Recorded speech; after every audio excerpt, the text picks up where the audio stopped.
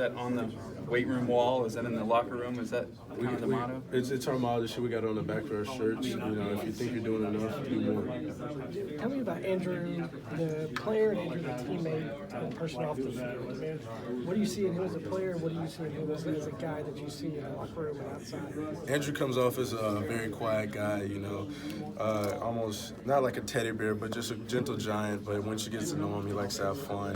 And when he's on the field, don't mess with him at all. You know, I see what he can do to opposing teams, and sometimes if I blitz, I get tangled up with him, and I know like if I'm going Andrew's way, I got to bring my A game.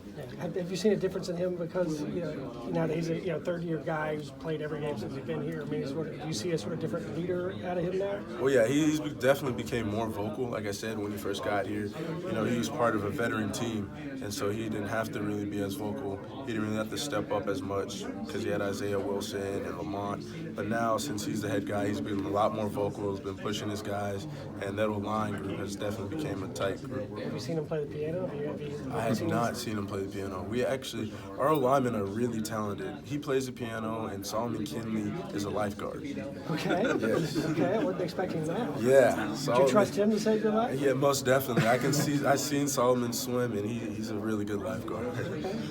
JR, we were looking kind of at the depth chart driving over here. There's, I think, 7 guys who have started, but not a ton of guys like you who started a ton of games. When you kind of close your eyes and imagine who are the first 11 guys to run out at this point in the year, is it a lot of competition? Do you know a lot of names that are going to be written in there in Sharpie, or is it kind of up in the air heading into camp? It's always competition. You know, we're going into camp, and may the best man win. Whoever works the hardest is going to win. And I think that's the best way forward is let these guys compete and let everyone compete for the job, and that's how you can get the best one. Does it feel different at all? Like, last year coming back, you had guys like Ledbetter, guys who had a ton of starts like yourself. Does it feel different when it's a little more up in the air this year? Not really. I like it. And every year is a competition. Like Coach Smart says, no one's job is secure. You got to compete, and you got to prove yourself every day. A lot of people are going to talk about Jeremiah Holloman being gone. What have you seen out of the wide receivers this summer, and who are some guys that have stood out to you on that side of the ball? The receivers, with the whole incident and everything, they just kept pushing. They kept going forward. They knew what happened, and they've been a good job. They've worked hard. Matt Landers has done a good job. Tyler Simmons has done a good job leading the senior leadership. We have really good receivers out there that are working really hard. Having gone against, Jake in practice over the years, what separates him? What makes him smart? And is it frustrating sometimes when he can read the defense as well as he does?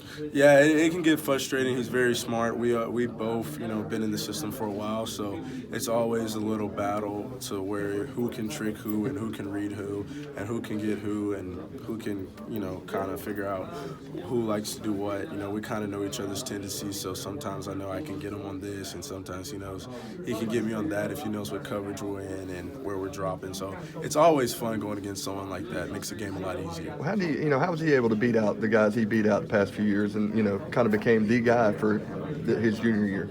It's just the way he works. He works really hard. When he came in, he wasn't really talked about a lot. He was a second-string guy, but he just kept his head down and kept working.